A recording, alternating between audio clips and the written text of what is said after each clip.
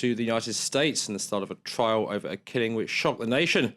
On a rainy night in February last year, George Zimmerman shot unarmed black teenager Trayvon Martin near Orlando, Florida. He says he followed the 17-year-old, whom he claims had been acting suspiciously, into a gated community and fired in self-defence after the two got into an altercation. The death sparked protests and claims of racial profiling. It's also thrown the spotlight onto the US's 25,000 neighbourhood watch groups. Zimmerman was on patrol for one of them at the time of the incident. This report from our team in Florida. She goes there every day. Cindy Philemon volunteers as the caretaker of this memorial, built to commemorate Trayvon Martin, who was killed last year. With the approaching murder trial of George Zimmerman for fatally shooting Trayvon, Cindy demands justice for his family.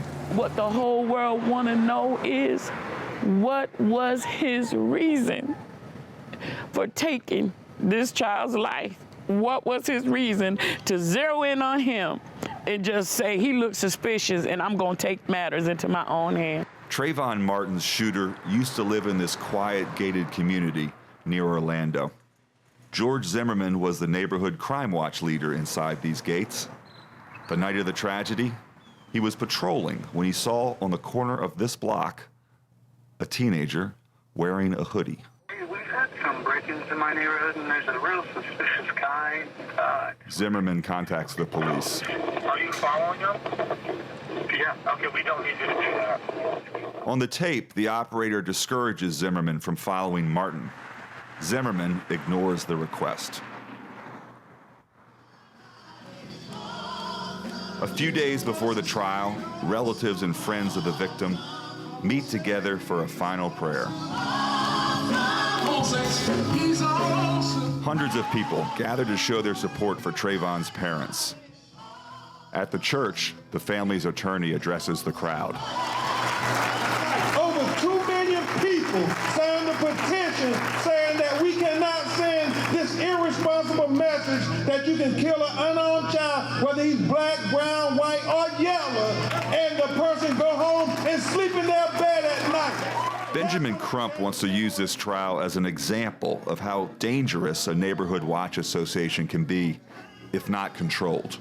That's every parent's worst nightmare, to have a neighborhood watch volunteer carrying a gun, going around the community, deciding who can and who can't be in the community. That's not what we do in a law-abiding society. We let police officers investigate criminals, not citizens. In Miami, police run a training program for neighborhood patrols in hopes of avoiding the kind of incidents that killed Trayvon Martin. Local neighborhood patrols have their own room inside the police station. This squad of uniformed volunteers is an institution at the station. It has existed for 35 years. Earl is the patrol organizer assigned to coordinate with the police. You're reviewing the watch orders? Okay. These volunteers are not armed and don't have the right to arrest people. They are providing a strong presence on the ground, and police call it essential support. People say we never see the police in the neighborhood. You know, so the fact that they're out there patrolling and people see them gives that sense of security to the neighborhood. 9 p.m., the night begins for the patrols. So get on the main street and we'll head over west, okay? Tonight, Earl's on a team with a younger volunteer. 163rd Street. His mission? He takes it to heart. Officers were laid off, and we're the eyes for the police department in order to assist them in finding and trying to find things. The patrols, managed well, offer free manpower for the police department at a time when government cutbacks have become routine. That was Focus. Time now for sports, starting off in the NBA.